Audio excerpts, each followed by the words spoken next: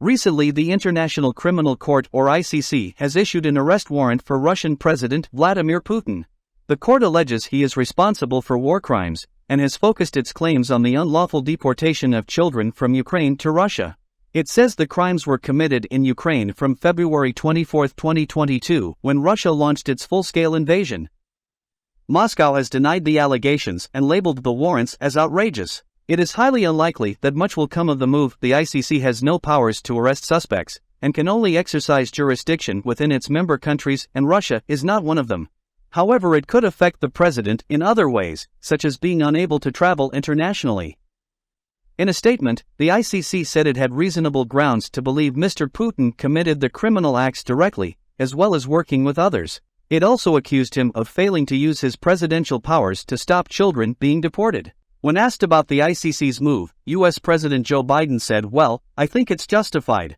He noted that the U.S. is not signed up to the ICC, but I think it makes a very strong point. Mr. Putin clearly committed war crimes, he said. Russia's Commissioner for Children's Rights, Maria Lvova-Belova, is also wanted by the ICC for the same crimes. In the past, she has spoken openly of efforts to indoctrinate Ukrainian children taken to Russia. Last September, Ms. Lvova-Belova complained that some children removed from the city of Mariupol spoke badly about the Russian president, said awful things, and sang the Ukrainian anthem. She has also claimed to have adopted a 15-year-old boy from Mariupol. The ICC said it initially considered keeping the arrest warrants a secret, but decided to make them public in the event that it stopped further crimes from being committed. ICC prosecutor Karim Khan told children can't be treated as the spoils of war, they can't be deported. This type of crime doesn't need one to be a lawyer, one needs to be human being to know how egregious it is, he said. Reactions to the warrants came within minutes of the announcement, with Kremlin officials instantly dismissing them. Spokesperson Dmitry Peskov said any of the court's decisions were null and void, and former Russian President Dmitry Medvedev compared the warrant to toilet paper.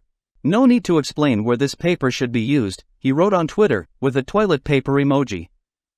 However, Russian opposition leaders welcomed the announcement.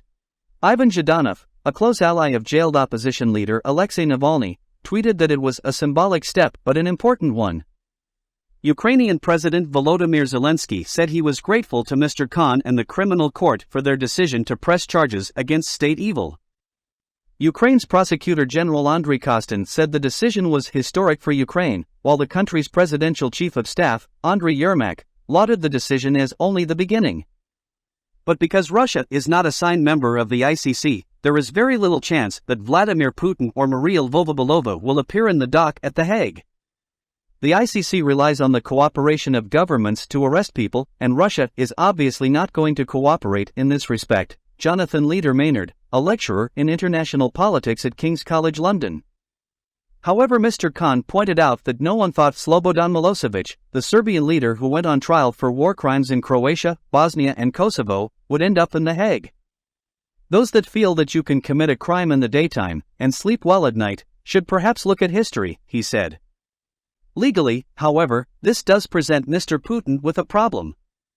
While he is the head of a G20 state and about to shake hands with China's Xi Jinping in an historic meeting, Mr. Putin is now also a wanted man, and this will inevitably place restrictions on which countries he can visit. There is also a level of embarrassment for the Kremlin, which has always denied allegations of Russian war crimes, that such an influential, pan-national body as the ICC simply does not believe its denials.